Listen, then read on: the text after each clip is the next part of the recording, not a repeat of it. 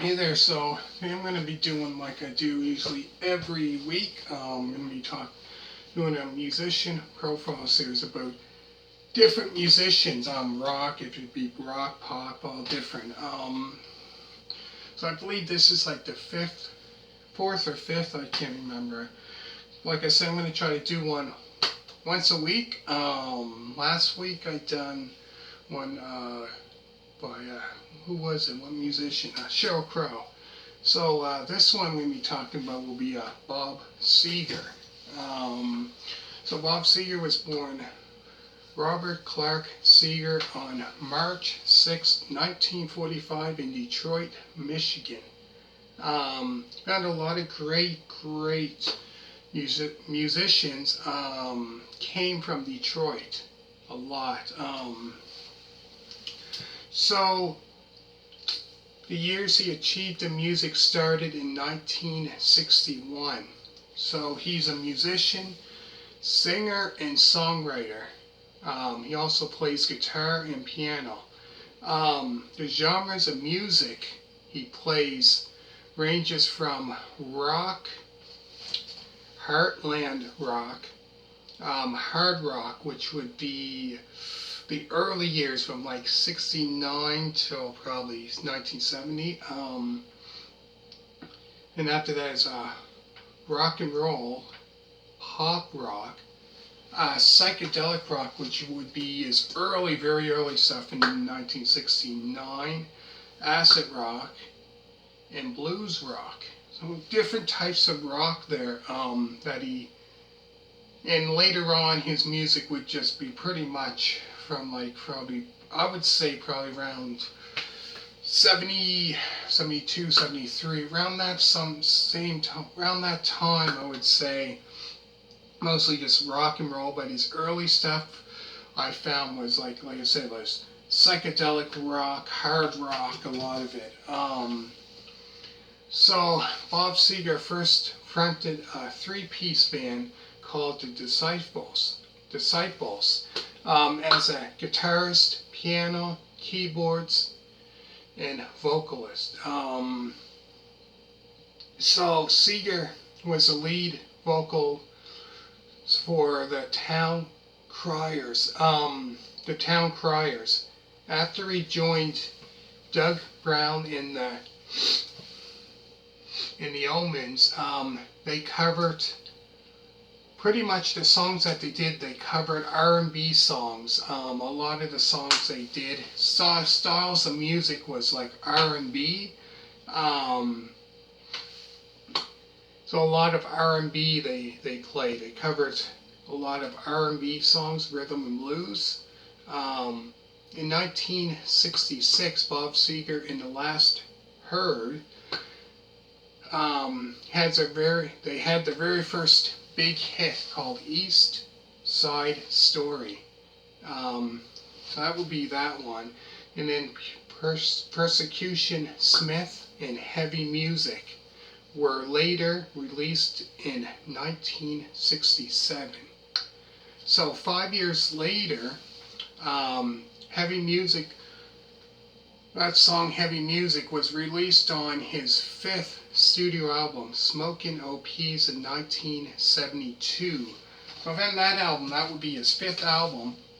I found that album there were a lot of cover songs, covering other people's music, so OP means other people's music.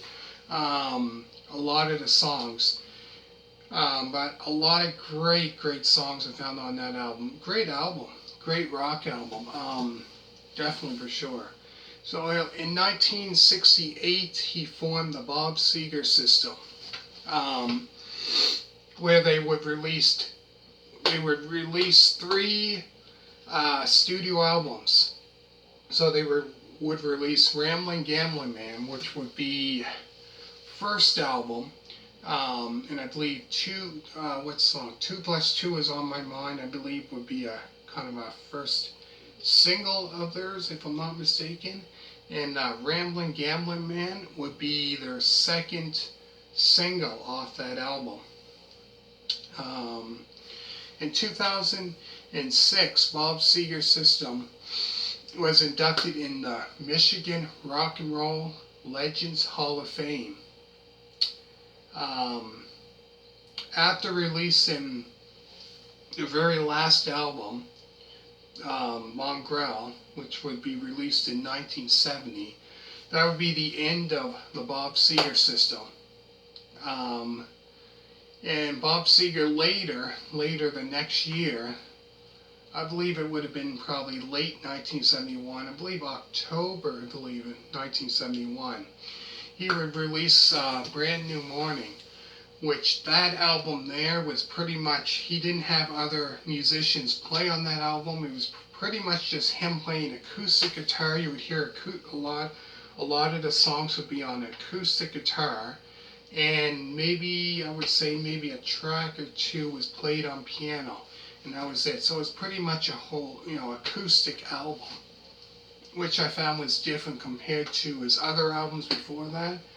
In 1972, he began playing with Teagarden and Van Winkle, where they would release Smokin' OPs.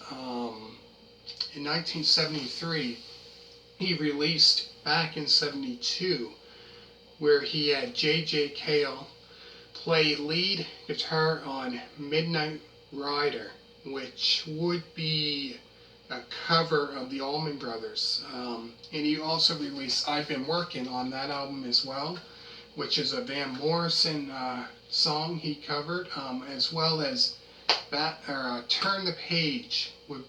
So that would be actually become a big hit later on, a couple years later. So that song was released on that album. And then in 1974, Bob Seger formed the Silver Bullet Band with original member Drew Abbott on guitar, backing vocals Charlie Allen Martin, keyboards and vocals Rick Manasa, bass guitar Chris Campbell, and saxophone and backing vocals Alto Reed. In 1975, Bob Seger covered Tina Turner's Nutbush City Limits. So that song there would be on their album Beautiful Loser.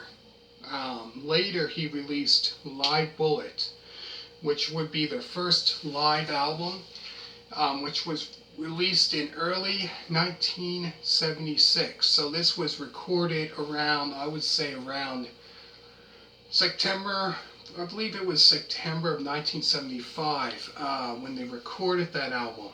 And that would be at Cobo Hall in Detroit, Michigan. So that would be his first live album.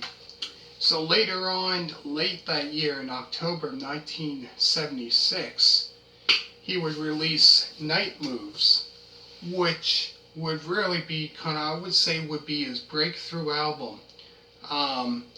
Definitely for sure, that would be his breakthrough album,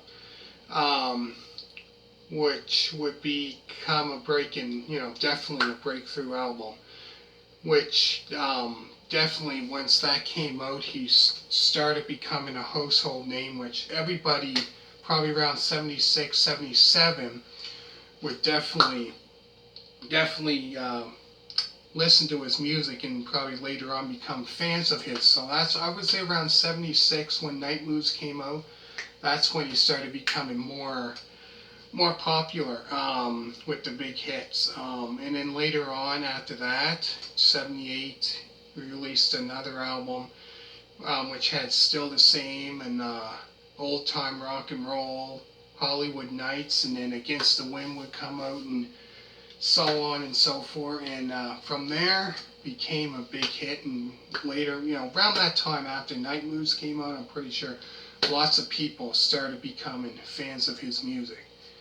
Definitely great artist. So hit a thumbs up, let me know what you think, and thank you very much for watching. And I'm going to do this every week. I'm going to put down in the description down below all the album reviews that I've done by him and that. So Thank you very much for watching. All you people that did subscribe, greatly appreciate it. Thank you very much, and bye.